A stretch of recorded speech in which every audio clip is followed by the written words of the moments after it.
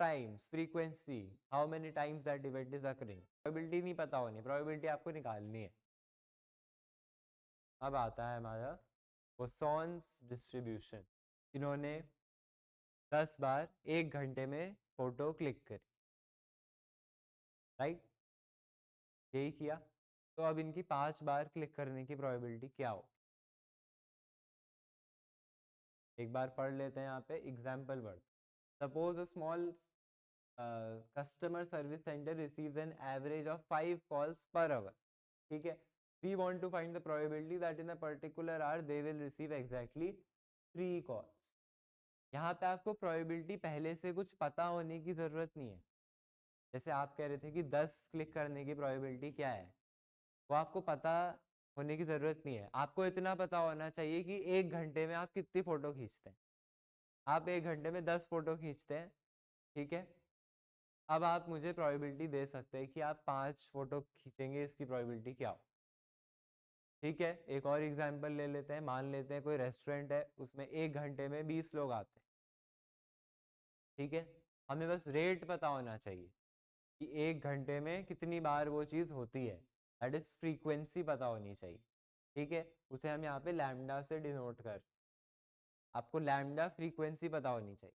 आपको फ्रीक्वेंसी पता है कि 20 कस्टमर आ रहे हैं 1 घंटे में, या 1 मिनट में 5 लोग आ रहे हैं, तो 1 मिनट में 2 लोग आएंगे, इसकी प्रोबेबिलिटी क्या है आप निकाल सकते यूजिंग पोसॉन डिस्ट्रीब्यूशन। आपको पहले से बस रेट पता होना चाहिए, फ्रीक्वेंसी पता होनी चाहिए। 5 कॉल 1 घंटे में, तो 2 कॉल्स आने की प्रोबेबिलिटी क्या है, कैसे निकालेंगे? ये formula deals with the frequency with which an event occurs, frequency के साथ डील करता, right. If variable y follows Poisson distribution, तो आप ऐसे दिखा दें। नहीं है, जैसे बाइनोमियल में तो हमें पता होनी थी, तब हम निकालते थे। यहाँ पे आपको बस रेट पता होना चाहिए। 1 घंटे में या 1 साल में, वो टाइम इंटरवल कितना भी हो सकता है, 1 साल में कोई चीज़ इतनी बार होती, तो इतनी बार होने की प्रोबेबिलिटी क्या है? 1 साल में एक्सीडेंट कितने होते, तो उसी 1 साल में इतने एक्सीडेंट होने की प्रोबेबिलिटी क्या है? ये आप पोसॉन डिस्ट्रीब्यूशन से निकाल सकते हैं। Poisson distribution requires to know the number of times an event occurs in a time interval.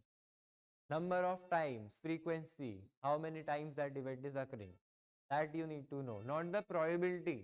Probability नहीं पता होनी, probability आपको निकालनी है, right?